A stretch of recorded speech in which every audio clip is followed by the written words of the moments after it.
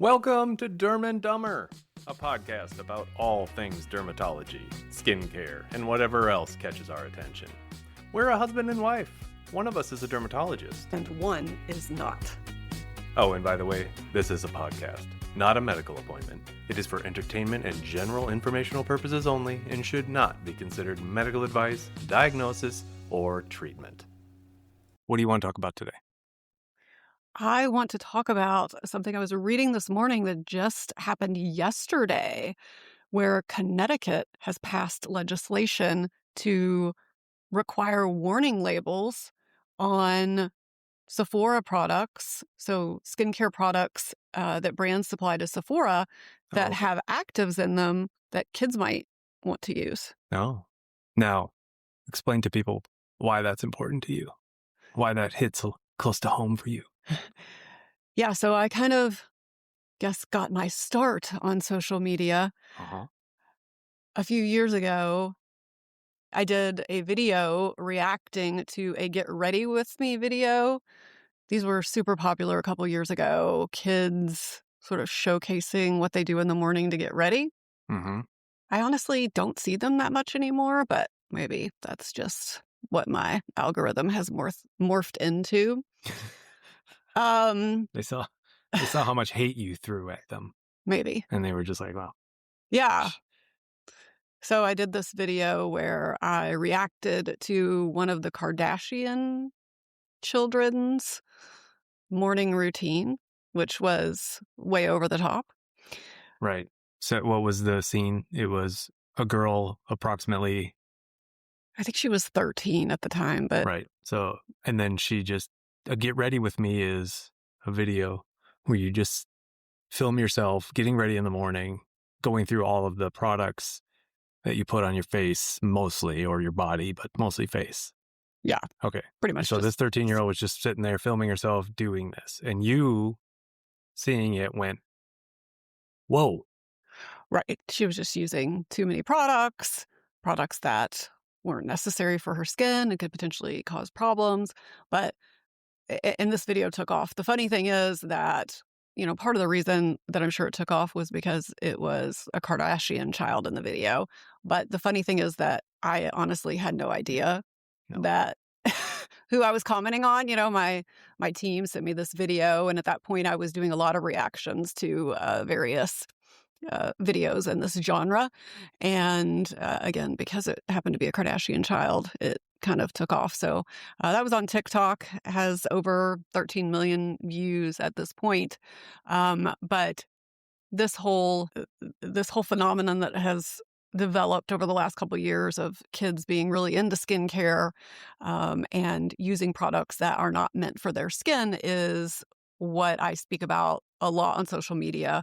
And most of that stems from how important I think it is for kids to start taking care of their skin early, primarily in terms of sun protection. But when you add that into the mix, you also need to be sure that you're cleansing that off, using a moisturizer to replenish hydration that's come away, but a focus on just simple products, not overdoing things on their skin, not using products that have actives that are very aggressive and meant for adults, because their skin is much more sensitive and reactive.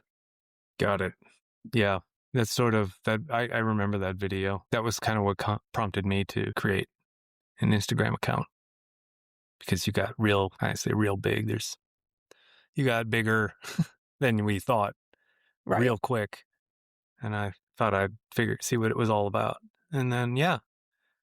Okay. So, yeah. Anyways, And that kind of, went along with the fact that I was noticing, I started commenting on these videos because I was noticing all these questions that kids and parents were having in the clinic, and of course, starting to see these trends appear on social media. And that is around the time when I created the Between brand, which is my skincare line that is safe for kids. And there's a lot of those now in the space, but I shouldn't say a lot. I mean, I can think of probably like 6 or 7 specific brands that are on a large fairly large scale, and then I'm sure there's multiple other small ones that exist. But it is definitely a growing segment, which These is are designed for kids and actually good for kids. Because, I mean, there's all kinds of stuff being marketed to kids. right. That was the problem.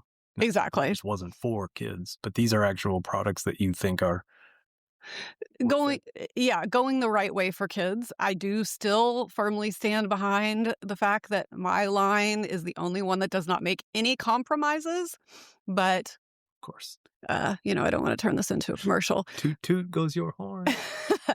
But it's a step in the right direction to give kids something that feels more like an elevated skincare experience to them, which is what teen and tween, especially girls, want. I know that's something you really care about in your routine is an elevated experience. Yeah. But giving them something that they want that is also safe for them. So, unfortunately, a lot of people think, oh, you can just kind of do anything to your skin. Doesn't really matter. Parents, just aren't aware that what they're letting their kids buy or what they're buying for their kids can have negative consequences. So I think this step is great. I actually worked with an assemblyman in California. That's right. Yeah, probably, I don't know, about a year ago. They were trying to do the same thing. It didn't pass, but it looks like they've had a little more success in Connecticut with this piece of legislation that seems to just require a label. Right. Just like a warning on a million other products, just letting you know what's in it, who it's best for. Right. I mean, we don't have the details of what has to be on the label. Nobody's telling anybody what you can and can't buy. There's a Right. Gonna be those loud voices Yeah, it's that just come in and tell you, say, oh, more government overreach. Yeah, the point is just awareness. Right. But, too, Sephora is obviously a huge retailer, and how this is going to play out with requirements that they might have on their website and, things like that is going to be kind of interesting. But yeah, let's see if it expands to other stores, other products. I mean, if these products are in other stores, it's going to be wherever the product is. Well, the legislation was specific to Sephora. Oh, right, because it was around the same time that the whole term Sephora kid started to take off. Correct. They were under the microscope the most. Right. Okay. Right. It got you. Yeah. And I mean, would you say that you were the big voice behind the Sephora kid movement, bringing it to, I mean, were there other people online? Again, because I was kind of new to that realm of social media. Were there other people talking about it? I was definitely the first one talking about it. I mean, subsequently, many people, derms and estheticians and cosmetic chemists have kind of, obviously chimed into the conversation. But you got a lot of national attention. I did. You got Good Morning America reached out. You got to be on that show. I did. All the major newspapers. Yeah. And, it's still talked about, obviously, with this just passing yesterday. So I think it's a step in the right direction. But for me, really, the bottom line is just trying to get kids started on sun protection early. But, I guess maybe helpful to listeners to just sort of point out and also see what your knowledge is about some of these ingredients that are risky to kids. Oh, okay. Yeah. Okay. So things like retinol. Heard of it. Yeah. Antioxidants like vitamin C, high-potency vitamin C, and then alpha and beta hydroxy acids. Again, all things I've heard of, but only because I know you. Yeah. So, I mean, these are all actives, and so they are very common in products. They have a lot of anti-aging benefits in terms of helping to support collagen, helping to remove pigment from chronic sun exposure, or improve fine lines and wrinkles. So the rub I have with it is that if you're a kid who has normal, healthy skin, you don't have these problems. And all of these ingredients can be irritating to the skin, right, harmful to the skin barrier, which can lead to things like rashes or breakouts. I see a ton of kids in my office with this. They're using way too many of these products, too aggressive for their skin. Kids are very sensitive to having, acne, and they don't want that. And then they're essentially creating this problem in themselves. So, infections if they're scratching at the skin because it gets too irritated. And then, I don't know, are you familiar with this concept called inflammaging? Is this what's that word? Portman something where two words combined to make one stupid word? Ooh, I don't know what that is. Is it portmanteau? I'm gonna look it up, but yeah. Okay. Go ahead. Well, now this is just kind of a general concept that, inflammation causes damage and free radicals, and that harms, certain proteins and things like collagen is kind of what I'm referring to here. So, if you're causing a lot of irritation for absolutely no potential benefit, are we actually causing some harm? Got it. Okay. Yeah, How do you feel about this word? I like it. Yeah, I figure it's right up your alley. That is what it's called, a portmanteau. Portmanteau? Yeah, look. It's What kind of language is that? probably a French word. Look at all the vowels. Huh. A linguistic blend where the sounds and meanings of two or more words are combined to create a new word. Like brunch. Such as brunch, breakfast. Oh, see, you took two words. Look, I learned something. Now who's the dumb? Yeah, Yeah, there you go. Pulled that one out of the recesses. very nice, very nice. I can know a little bit about a lot of things, but not a lot about anything. So, got it. All right. Well, so that's cool. We'll keep an eye on that, see how that spreads. But basically, Connecticut has said, hey, and usually when a large state or a state with enough of a population has... Is Connecticut a large state I think it's or got has enough of a I think it's got a significant population. But anyways, I don't know. I'm just saying that usually when a state, usually it's California. Right, exactly. Make one of these things, and Yeah. then it just has to go nationwide because the population. But I mean, yeah, it just doesn't make sense for a company to have two separate labels, so they'll just do it. But I don't know. I wonder how much fight they're going to get against it. Yeah, I mean, Sephora has apparently agreed to this, so I guess the pushback will be like other people like you said that don't like intervention. Yeah. Yeah.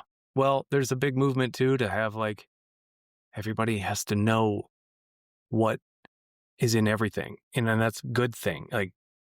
For food, for ingredients, so I don't know, how's it that different? What you're putting on your skin versus what you're putting in your body. Yeah, I mean, I do agree with that, but then there's also this whole movement in beauty, this term called clean beauty, where One of those meaningless terms all very natural. it has zero definition, and then because of that, there's all these apps. So super popular one is this Yucca app, Yuka, and Not even like the plant thing. Okay. And so basically you put a product in, or they have the products there, or you scan a product and it's just black and white. This ingredient is good. This ingredient is bad, with no context, which is just not how it works. Right. When you're, formulating products. It's not always black and white like that. Concentrations matter and delivery systems matter. Right. So anyway, I mean, I obviously agree with the warning, or bringing it to improving the awareness, but like you were saying, just knowing the ingredients is just not the only piece. Yeah. I suppose that makes sense. You got to know what those ingredients do, how they work. I saw something about there's a product that is derived from seaweed, a particular seaweed, and they put it into creamers and all kinds of products, and it's a thing they put in there, and it acts like a gelatin, and oftentimes it's used as a vegan alternative to Jello or gelatin, which is typically made from animal products.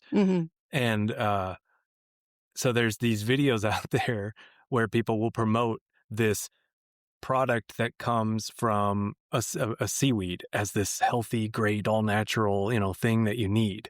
But then they will take in the same video or in the same course, they'll just say, by the way, it's got a different name when they put it in this creamer, and then they're like, this is awful.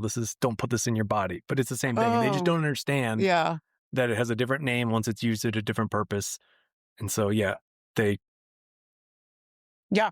No, I mean, that's, I don't know the details of the names of the seaweed, but I could look that up. But anyways. yeah, I mean, that happens a lot of skincare too, just different companies usually using different names for ingredients, chemicals in the products. And in derm, it causes a lot of problems because people will get, contact allergies. So allergic to, can develop allergies to ingredients in certain products. And, if you get testing done, you can figure out what it is.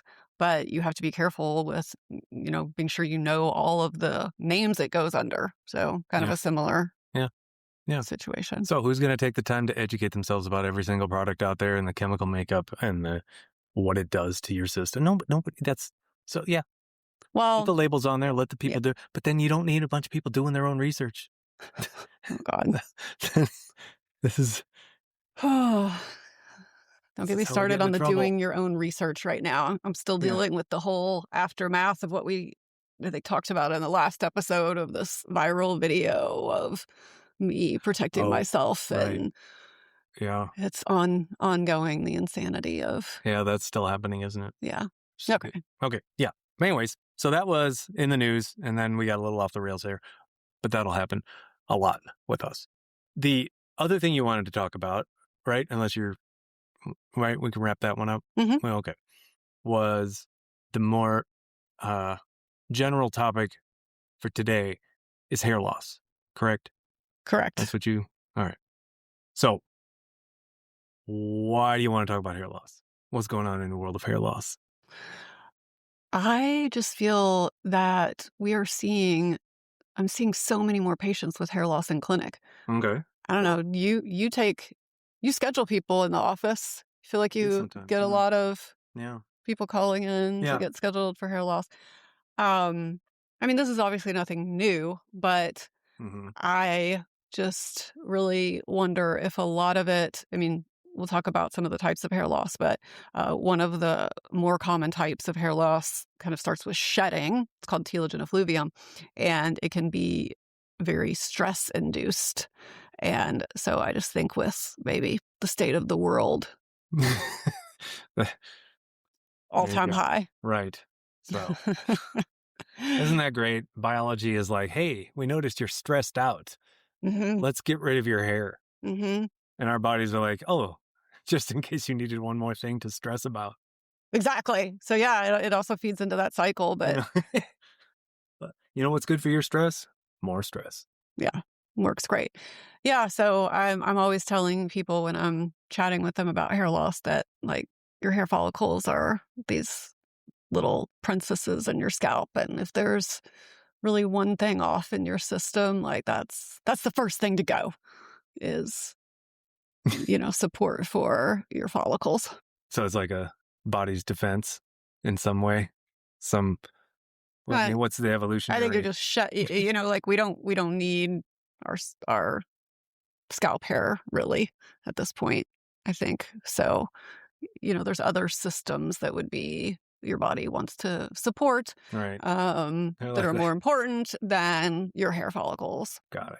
Yeah. So it's like a smaller scale version of like freezing to death and letting the exterior limbs go first, exactly, before the internal organs.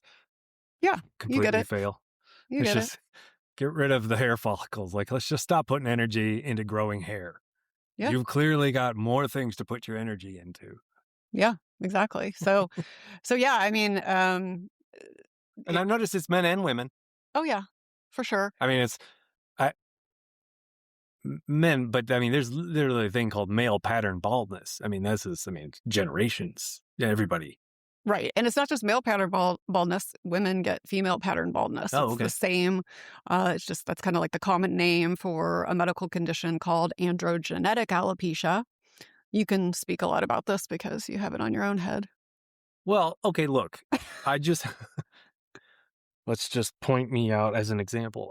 No, I'm pretty lucky. I've just Yeah. turned 50, and I, for the most part, have kept a good amount of my hair. Yeah. You know, Mhm. there's a lot of people who started going bald right after high school, I think. Yeah, I mean, our son is having Concerned. some hairline Yeah, but that's a recession. different story, I think. Eh, He's also subject to different world of social media and influencing and that saying doesn't have things anything like, to do with the fact that he has a receding hairline. okay, I just don't see it. Okay. He's just got a lot of hair on his head. All right. Moving. Oh yeah, we're not going to talk about about his hairline anymore. He's going to be very unthrilled about that. So, Let's go back to talking about your hairline. yeah. So, yes, you have pointed out, and I guess if I look hard enough at pictures from the past, I have started to recede in the front and then thin at the top. Right? Yeah, Okay. let's characterize it as thin. Is it a full on, I mean, like, do I look like a you know, monastery not quite, but monk? we're heading in that direction. Yeah. Okay. But I mean, Anyway, that's the the point is, direction yeah, it's super common. all men go.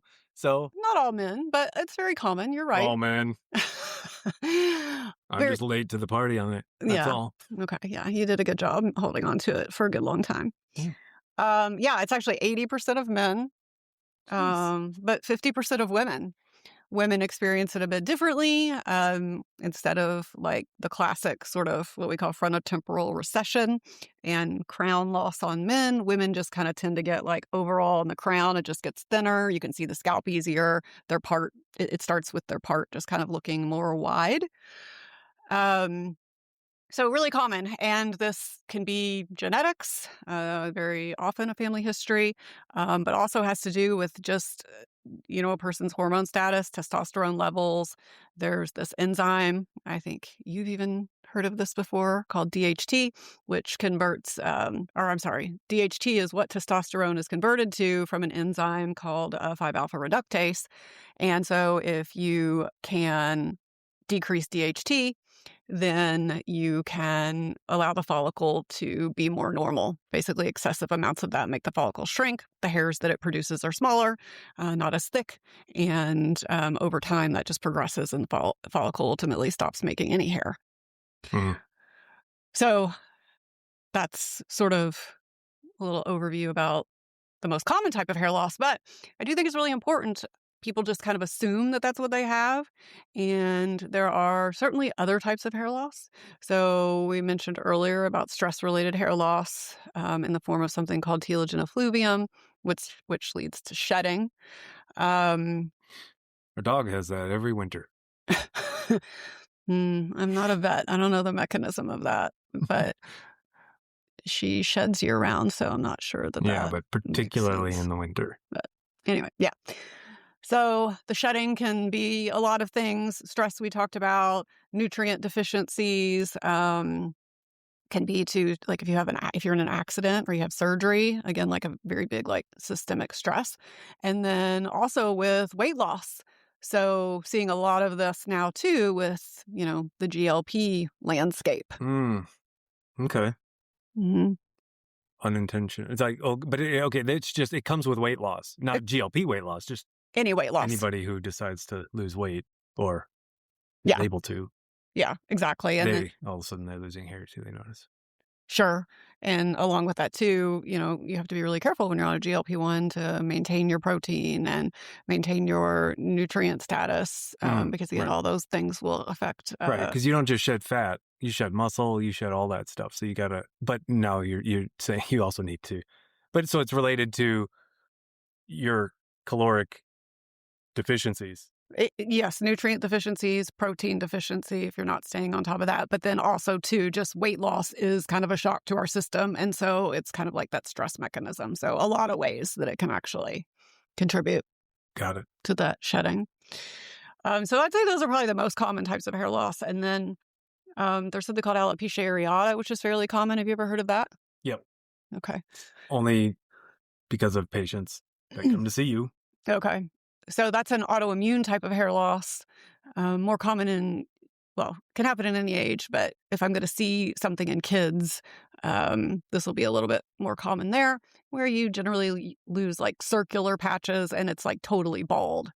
But the nice thing is that's actually fairly easy to treat, unless it's really widespread and involves like the whole scalp, or it can even involve someone's all the hair on their body, which can be much more challenging.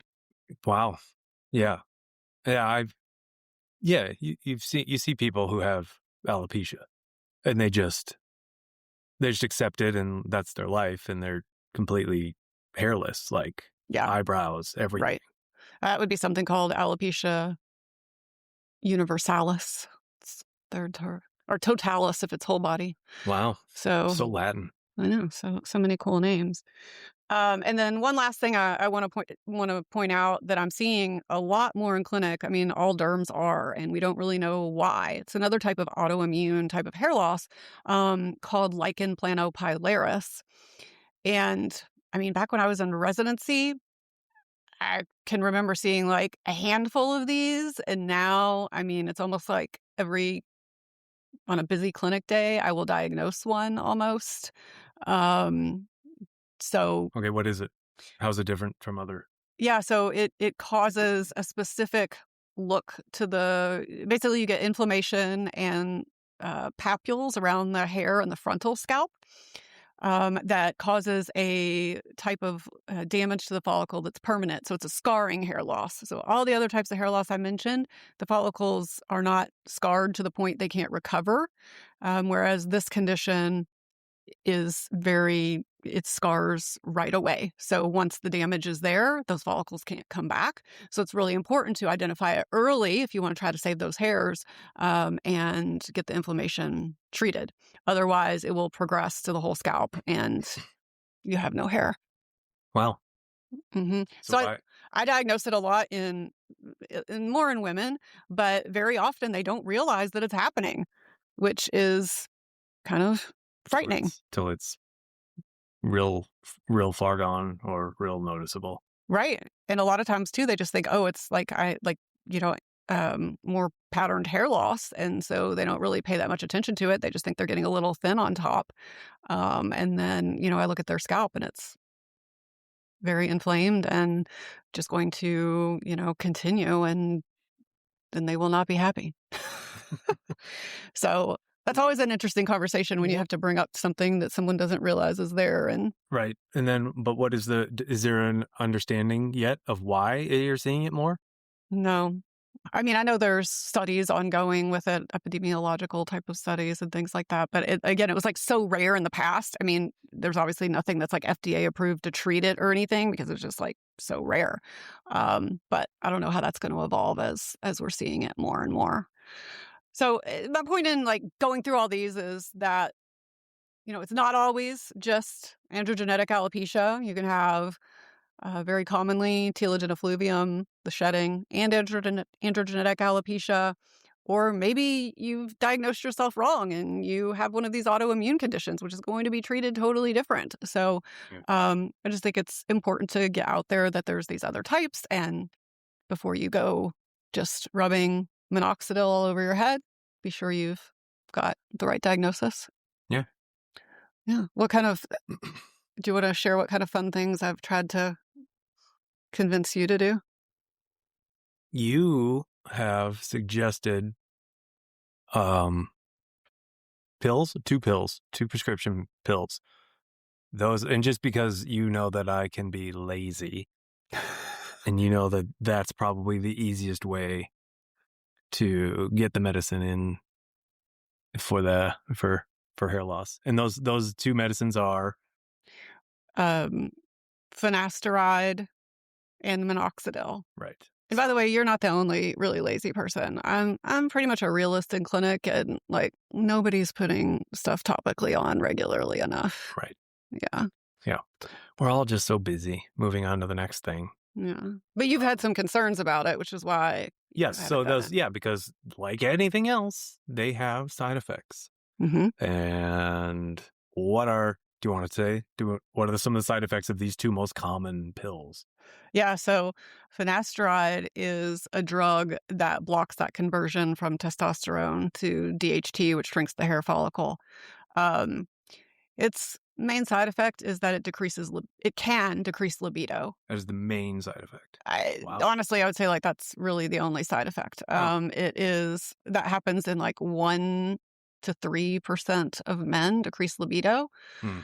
Um, It's the same side effect for men and women on all these drugs? Or do like some... Not in all the drugs. So finasteride, yes, but the other drug, minoxidil, that we've talked about does not have that side effect. It Right. has its own side effects, but What are those? fluid retention. Hmm. Very rare, though. I mean, but again, I would say the decreased libido is pretty rare. Right. And these are from the pills. Correct. Oral versions. Right. I guess so the other thing, though, So you could take all these pills and get all your luscious locks back in your hair and start feeling good and sexy again or whatever. And then you're just like, yeah. I'm not interested in any of that, though. Libido's gone. Sorry. I know I look like this again. I'm great. Anyways. Yeah. But and I guess along with the libido and is like sometimes depression, so that's definitely like something that's been kind of like described along with Right. With that. But again, everything has side effects, pretty rare. I guess the scary part is that there's some people, and I don't know if this has been quantified, and it's really hard to be scientific about this, but have persistence of those symptoms. And so I guess that will deter people from... After discontinuing. Right, after discontinuing, because largely, if you just stop it, returns to normal. Got it. Hair starts falling out again, but you feel normal again. Got it. Right. Yeah, and then minoxidil, the fluid retention, very rare. It's just case reports, really, and the doses we use for hair loss, which are really, really small. Are these daily? If you end up taking oral, these are daily? Yeah, these are daily pills. The more worrisome, fluid retention, it usually shows up as just swelling in your legs, but you can have that fluid retention happen around your heart, which... Not usually where you want it. No, not usually where you want it. But again, incredibly rare, and you stop it and these things are going to resolve. But I do disclose that to patients because it is kind of these things are all serious if they happen to you, but just not that common. And we use both of these drugs for both men and women. I'm just going to say for completeness sake, I didn't mention dutasteride, but that is also in the class like finasteride, and can be used maybe even a little more effective in some instances. But most people are very familiar with finasteride, which has the brand name of Propecia. Oh, okay. Got it. Mm-hmm. Yeah, I have heard of that. But I take minoxidil. Yeah. And orally, and so I'm very comfortable with that. I've taken dutasteride in the past. You have to be careful with all of these drugs in women because you don't want to get pregnant while you're taking them. They come with some side effects that include birth defects or just complications. Yeah. Generally speaking, with pregnancies. Yes. Complications. Yeah. Mm-hmm. So just not something you can do. And dutasteride actually stays in a woman's system for like a really long time. I want to say it's like 6 months even after you stop it. So that's really not used in a woman that could become pregnant. Got it. Mm-hmm. All right. More than you ever wanted to know about. Yeah, that's the oral meds. Yeah. And then so those are now you've also... There's also other things you can do drug-wise that are just topical. Mm-hmm. Like you said, rubbing minoxidil on your... Yeah. So all those, there's topical finasteride, there's topical minoxidil in the form of Rogaine over the counter. Mm-hmm. So yeah, you could definitely do topical. It's just whether you can be consistent. But there definitely are studies that show great results with topical. You don't have to take oral, but I think it's just really hard to stay with those. Plus, this is a lifelong therapy, basically, once you start. If you stop. Yeah, you're not convincing your body to regrow hair and keep it. You're just convincing your body to regrow hair while you're treating with topicals and oral medicines. Right. So things will slowly revert when you stop. So you get your full head of hair back, and then you think, okay, I'm done. But then you just got to keep an eye on how quickly it falls out again. Because the body has decided we're done growing these hairs. Unless you're going to help us out, we're done. There's no permanent reversal. There's no permanent reversal. There's some other treatments, though, maybe we'll talk about next time, that are more in the cosmetic space. All right. Well, there's also, what are the other medicines? Like, a lot of these same medicines too can be applied like through injection. Some of them, yes. You've played around with some of that on me before. I have. Which is a lot of these same drugs that we just mentioned, but tiny little needles right. How did that feel? Scalp. You loved it. Getting needles in your scalp doesn't feel good. But if you numb it first with a topical numbing, then it's totally doable. Benjamin here has a really amazing pain tolerance. Yeah. Thank you. That was a joke. Sarcasm. Yeah. Those injections are a little more challenging to come by. You have to get them compounded from a compounding pharmacy.